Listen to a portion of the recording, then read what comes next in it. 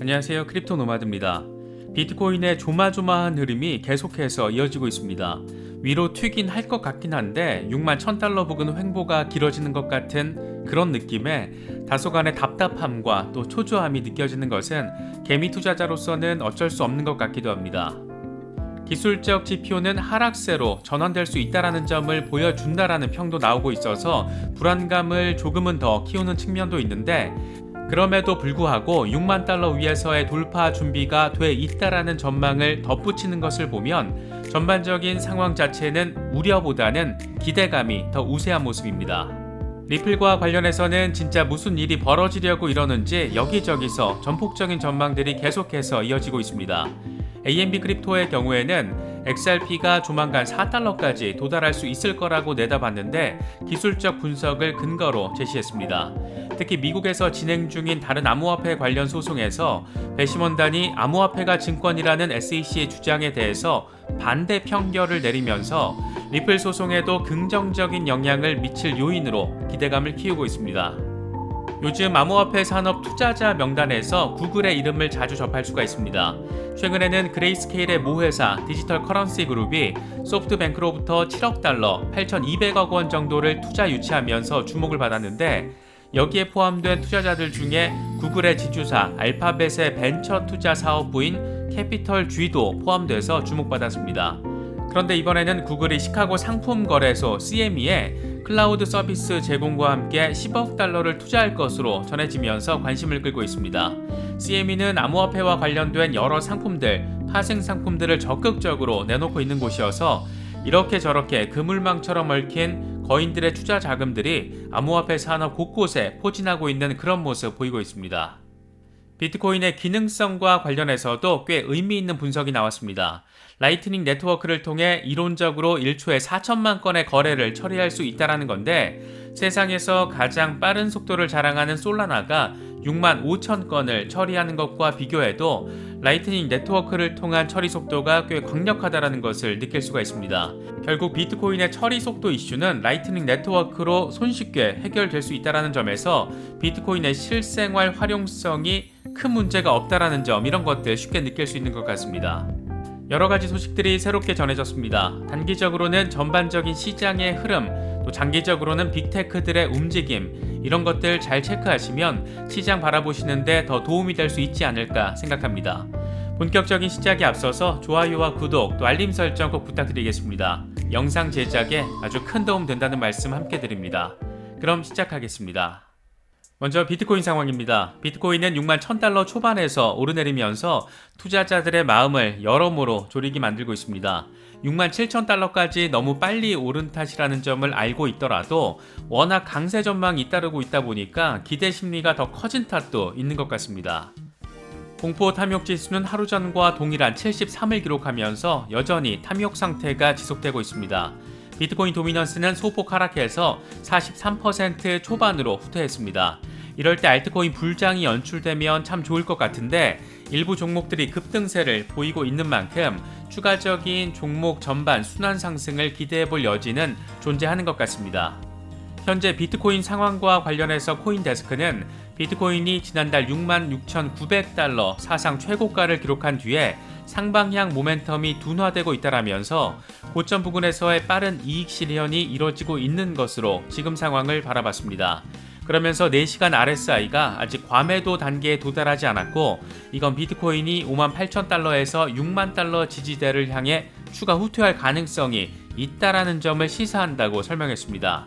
매수 세력이 6만 달러 방어에 실패할 경우에 다음 지지 레벨은 50일 이동평균이 자리한 5만 3,000달러에서 5만 4,000달러가 될 것으로 내다보기도 했습니다.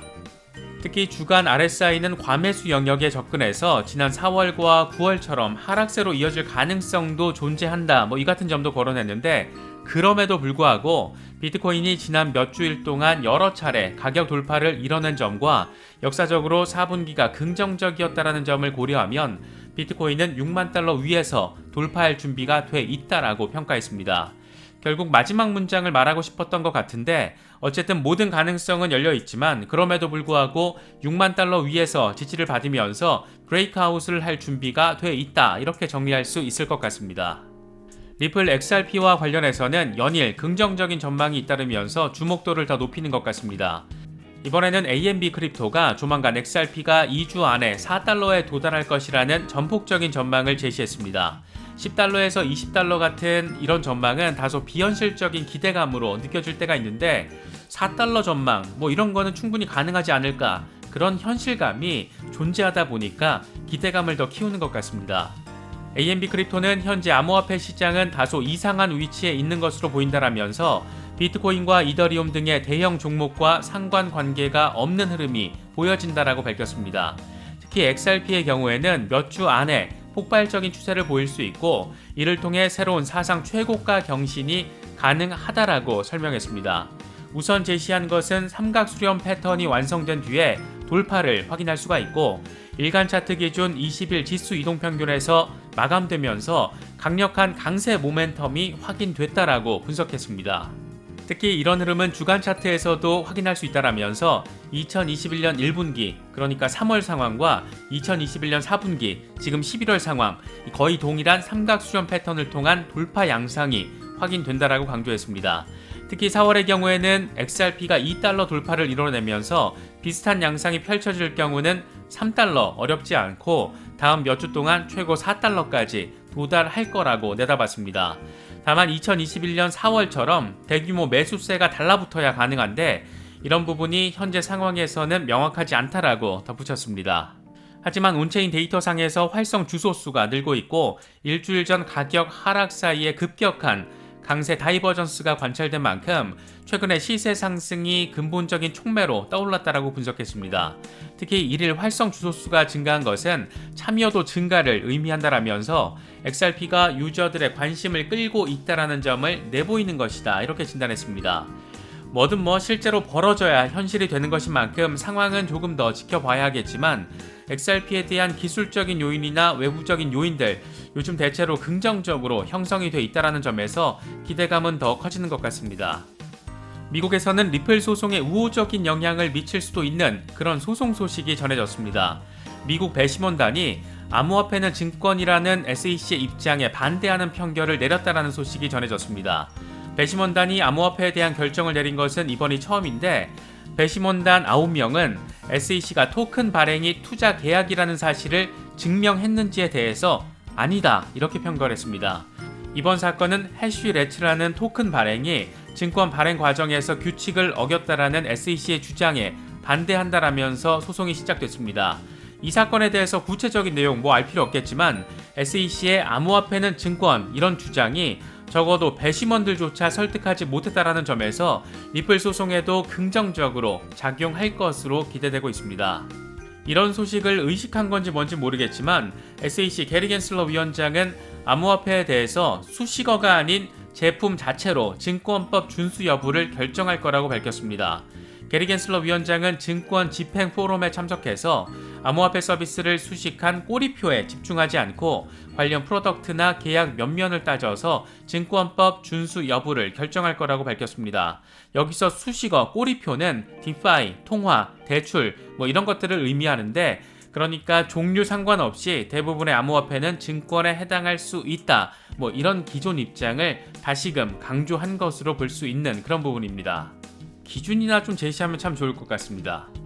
이런 가운데 리플 CEO 브래드 갈링하우스는 자신의 트위터를 통해 미국 의회는 스테이블 코인뿐만 아니라 암호화폐에 대한 규제를 명확히 하는데 주도적인 역할을 해야 한다라고 거듭 강조했습니다. SEC가 명확한 기준 제시 없이 증권법 타령만 하니까 결국에는 입법을 통해서 구시대적인 법적 틀 자체를 바꿔야 한다, 이런 주장을 하고 있는 것으로 볼 수 있습니다. 세상의 변화를 이해하는 가장 간단한 방법이 이 돈의 흐름을 보면 된다, 이런 말이 있습니다. 어느 방향으로 돈이 흘러가는지만 잘 체크해도 시대 변화에 뒤처지지 않을 수 있다는 것을 의미합니다. 요즘 구글의 움직임을 보면 꽤 재미있는 지점들이 잇따라서 포착되고 있습니다. 지난달 구글이 벡트와 파트너십을 맺고 암호화폐 결제 도입 계획이 전해지면서 상당한 주목도를 끌었는데 이번에는 암호화폐 산업 핵심 플레이어들에 대한 투자를 단행하는 상황이 잇따라서 포착돼 관심을 끌고 있습니다. 먼저 가장 눈에 띄는 지점은 그레이스케일의 모회사 디지털 커런시 그룹이 소프트뱅크 등으로부터 7억 달러, 우리 돈으로 8,200억 원 정도를 투자 유치했다라는 소식입니다. 이번 투자는 소프트뱅크 산하의 비전펀드 2호가 주도하는데 싱가포르 투자청과 캐피탈 G도 참여했습니다. 이에 따라서 디지털 커런시 그룹의 기업 가치는 100억 달러, 11조 8천억 원 정도로 평가를 받았습니다. 이런 상황 자체도 눈에 띄지만 이런 의미 있는 행보를 보이는 투자자 가운데 캐피털 G가 포함되어 있다는 점은 곱씹어서 볼 필요가 있어 보입니다. 캐피털 G는 구글의 지주회사 알파벳의 벤처 투자 사업부인데 이번 투자를 통해 가상화폐 산업에 처음으로 첫 발을 내디뎠습니다. 캐피탈 G는 이번 투자 참여와 관련해서 현재 가상자산 산업은 닷컴 버블 시대와 유사하게 과열되는 부분이 있다. 이용자 증가, 디파이 등으로 단순히 비트코인을 대표하는 것을 넘어서서 산업이 커지고 있다라는 징후도 보인다. 이렇게 강조했습니다. 이뿐만이 아닙니다. 캐피탈 G 투자 이슈 직후에 구글이 시카고 상품선물거래소 CME에 10억 달러를 투자하면서 10년 동안 클라우드 서비스를 제공한다는 소식도 함께 전해졌습니다. CME는 현재 비트코인 선물과 마이크로 이더 등 암호화폐 파생 상품들을 적극적으로 개발하고 있는 상황입니다. 테리 더피 CME 회장은 구글과의 파트너십을 통해 기술 접근성 확대, 시장 참여자 효율성 증대, 이런 것들을 통해 파생 상품 시장을 성장시키는데 큰 도움이 될 것이라고 설명했습니다.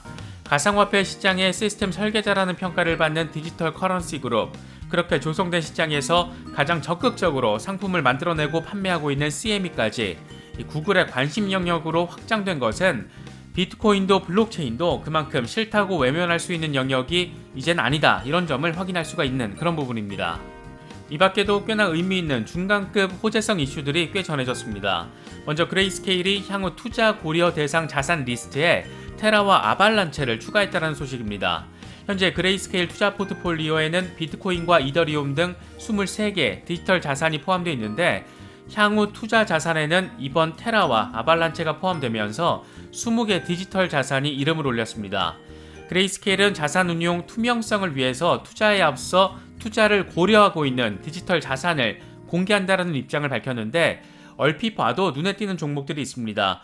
코스모스, 이오스, 플로우, 카바, 폴카닷, 테조스 등이 보이는데 홀더분들은 이런 부분들, 그레이스케일 포트폴리오의 의미 등을 참고하시면 더 좋을 것 같습니다. 요즘 인플레이션 해지 수단으로 비트코인이 낮다, 금이 낮다 이런 논쟁 쉽게 접할 수가 있는데 이번에 마이클 셀러가 금융혁신 서밋에서 대놓고 비트코인 띄우기에 나선 모습을 다시금 선보였습니다. 마이클 셀러는 블룸버그 금융혁신 서밋에 참석해서 비트코인 ETF는 서방의 기본적인 자산 인덱스가 될 것이고 궁극적으로 S&P 500 ETF를 능가할 것이다. 이렇게 되기 위해서는 비트코인 현물 ETF가 필요하다. 현물 ETF가 허용되면 수조 달러 자금이 유입될 것이다. 이렇게 강조했습니다. 셀러는 특히 비트코인 선물 ETF가 저급한 상품이다. 이렇게 밝히면서 투자자들이 현물 ETF를 이용해서 1조 달러 규모의 비트코인을 직접 살 수 있게 해야 한다. ETF는 현존하는 증권과 프라임 브로커, 담보 상품 등에 바로 연결될 수 있기 때문이다. 이렇게 덧붙였습니다. 비트코인이 라이트닝 네트워크를 통해서 초당 4천만 회 거래가 가능하다라는 분석도 살펴볼 필요가 있어 보입니다. 블록스트림의 CTO 삼손 모우가 밝힌 내용인데 그는 다른 코인들의 초당 처리 건수를 함께 공개했습니다. 세상에서 가장 빠른 처리 속도를 내세우고 있는 솔라나의 경우에는 TPS 초당 처리 건수가 6만 5천 건, 이더리움이 2,000건, 리플이 1,500건 등으로 나타났는데 비트코인의 경우에는 라이트닝 네트워크를 통해서 이론적으로는 초당 4천만 건 처리가 가능하다라는 겁니다. 이미 엘살바도르 비트코인 지갑 치보 적용을 통해서 이 같은 점은 어느 정도 구현되고 있는 그런 상황이기도 합니다. 샘손 모우가 이 같은 처리 속도가 레이어 2 기술이 필요한 이유라는 점을 일론 머스크는 깨달아야 한다. 이런 댓글을 달기도 했는데 앞서 일론 머스크는 도치코인을 더 빠른 속도, 더 낮은 수수료 이런 것들을 위해서 레이어 1인 도치코인에서 직접 구현해야 한다 이렇게 밝히면서 비트코인의 처리 속도를 비판하기도 했습니다. 샘손 모우의 주장은 이 같은 머스크의 주장에 대한 반박으로도 볼 수가 있습니다. 시장 분위기가 다소 어수선하지만 그럼에도 불구하고 일부 알트코인들을 중심으로 한 활기를 확인할 수가 있습니다. 비트코인과 이더리움이 신고가 경신이라는 의미 있는 기록을 세운 뒤에 이 조정을 받고 있는 것인 만큼 조금 더 마음의 여유가 필요한 시기가 아닐까 그런 생각이 들기도 합니다. 이럴 때일수록 지나친 기대감과 불안보다는 연말 랠리에 대한 투자 전략을 좀 더 정교화시키는 과정으로 활용하시는 게 더 좋지 않을까 생각됩니다. 이번에 준비한 영상은 여기까지입니다. 영상이 도움이 되셨다면 좋아요와 구독 또 알림 설정 꼭 부탁드리겠습니다. 영상 제작에 아주 큰 도움 된다는 말씀 함께 드립니다. 언제나 성투하시기를 기원하겠습니다. 시청해주셔서 감사합니다. 지금까지 크립토 노마디였습니다.